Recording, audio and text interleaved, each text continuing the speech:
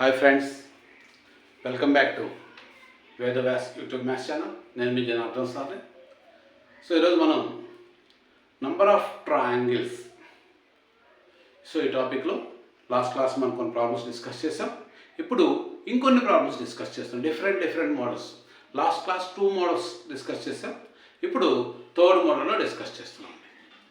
So here some triangles are there. ఒక ట్రయాంగిల్కి ఇన్సైడ్లో ఇంకొన్ని ట్రయాంగిల్స్ ఇవ్వడం జరిగింది.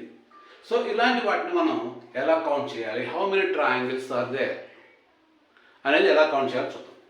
సో ఇప్పుడు ఫస్ట్ వన్ చూద్దాం. First one, this one triangle, second, third. So ఇండివిజువల్గా 3 ట్రయాంగిల్స్ ఆర్ దేర్. సో మనకు ఇన్సైడ్ ఇక్కడ మనకు 3 ట్రయాంగిల్స్ ఇండివిజువల్గా ఉన్నాయి. నెక్స్ట్ ఇప్పుడు ఈ 2 triangles కలిపామండి. This one fourth triangle, and this one 5th triangle, and total 6th triangle. So totally 6 triangles are there.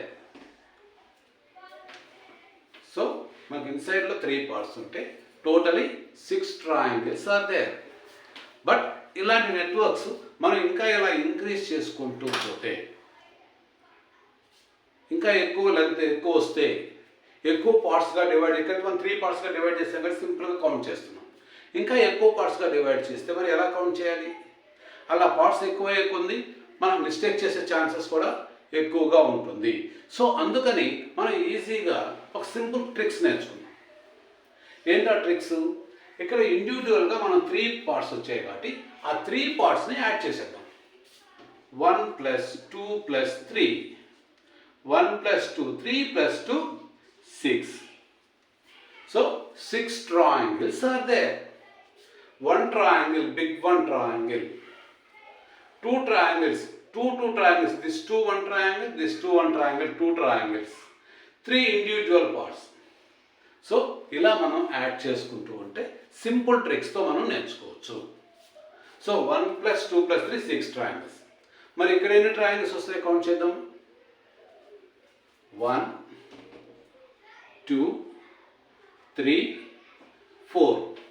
So అంటే big triangle మనం 4 పార్ట్స్గా డివైడ్ చేసాం.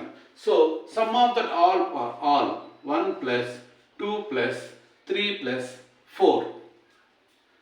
1 + 2, 3, 3 + 3, 6, 6 + 4, 10. 6 + 4, 10. Okay, some of that numbers. మరి ఇంకా ఎక్కువ వస్తే, సో ఇంకొక మెథడ్ కూడా ఉందండి. n × n + 1/2. n × n + 1/2. మరి what is this n?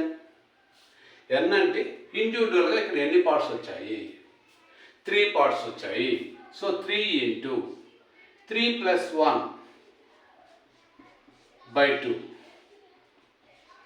3 × 4/2. 2 1 = 2, 2 = 2, 3 = 6. 6 triangles are there.